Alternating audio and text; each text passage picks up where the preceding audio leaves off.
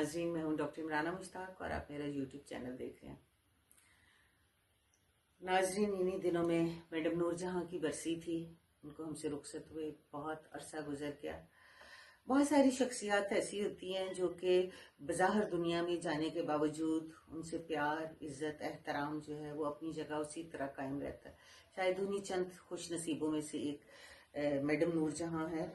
कुछ दिन पहले मेरी मुलाकात हुई कुछ लोगों से जो कि उनसे बहुत ज़्यादा क्लोज थे और उनसे उनकी मुलाकातें होती रहती थीं, जैसे ज़री पन्ना हैं, जैसे अच्छी मियाँ हैं, जैसे जुल्फ़कार अतरे हैं, निशो बेगम हैं। यानी ये लोग वो जो कि उनसे मुलाकात करते रहे हैं और उनसे वक्तन फ़क्तन मिलते रहे हैं। तो नूरजहां की ज़िंदगी के जो पहलू मेरे सामने, म्यूज़िक का तो एक बहुत बड़ा पार्ट है ही है कि उनकी गायकी का तो कोई अभी तक तो कोई दूसरी नूरजहां नहीं, बल्कि जितने भी नए गाने वाले भी हैं वो उनको फॉलो करते हैं। उनकी जो उनके बनाए हुए, जो उनके गाए हुए गीत हैं उनको गाने की कोशिश करते हैं, उन्हीं से वो सीखने की कोशिश करते हैं। गो के वो उस पाए पे नहीं पहुंच सकते, लेकिन वो उनको कॉपी करने की कोशिश करते हैं। और जो कॉपी करने की कोशिश करते हैं, आहिस्ता ना आहिस्ता आहिस्ता किसी न किसी हद तक वो थोड़ा बहुत सीख लेते हैं। जुल्फ़कार अतरे साहब से बात हुई तो उन्होंने कहा कि मैडम के जाने के बाद तो पहले तो ऐसे होता था कि बहुत शौक से, बड़ी मेहनत से हम जो है वो बनाया करते थे म्यूजिक, लेकिन उनके जाने के बाद अब दिल ही मर गया हुआ है। बताएं कितनों के लिए कितने लोग ऐसे जुमले बोलते हैं, ऐसी बातें करते हैं। तो ये बहुत बड़ी बात है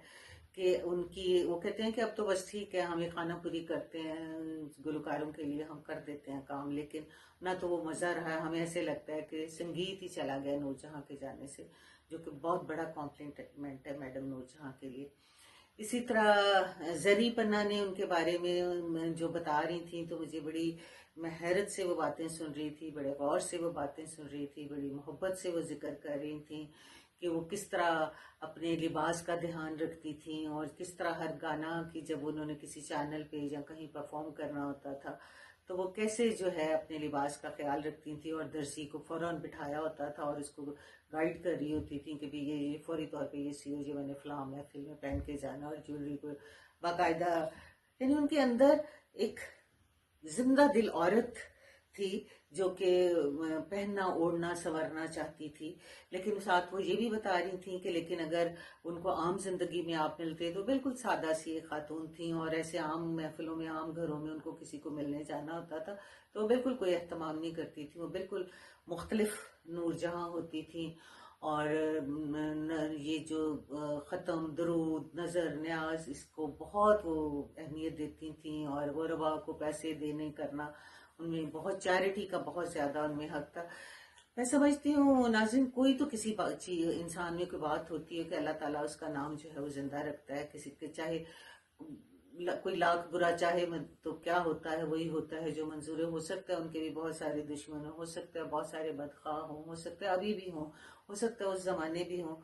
लेकिन ये कि कोई तो नेकी होती है जो इंसान को तारीख में जिंदा कर देती है। इसी तरह अच्छी मियाँ जो है वो, उन्होंने जो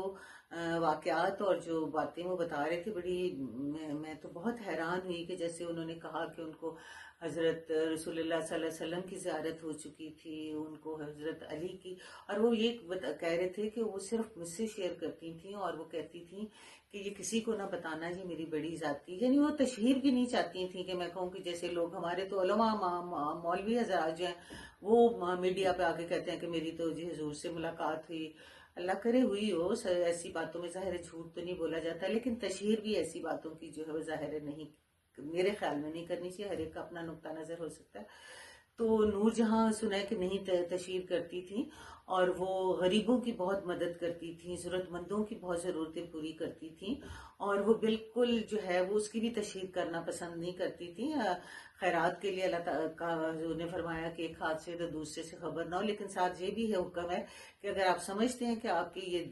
अच्छा काम करने से किसी को मोटिवेशन मिले तो ज़रूर उसकी आप तशहीर भी करें। तो बहरहाल नूरजहां के बारे में सुना है कि किसी की बेटी की शादी थी तो वो आया और उसने कहा कि जी मुझे मेरी बेटी की शादी और मुझे उन्होंने कहा कितना, उन्होंने कहा 50,000 की जरूरत है। सोचिए उस जमाने में 50,000 एक वैल्यू रखता था, पूरी शादी हो जाती थी इससे।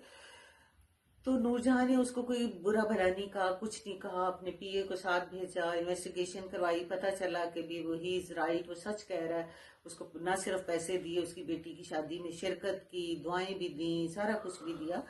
तो ये बातें उनकी जिंदगी में सामने नहीं आई, ये उनके जाने के बाद सामने आई हैं, क्योंकि वो अपनी, अगर उन्होंने तशहीर करनी होती या उनको ये पसंद होता कि दुनिया को पता चले कि नूरजहां क्या कर रही है, तो वो जरूर इसकी तशहीर करती। बाकी देखें,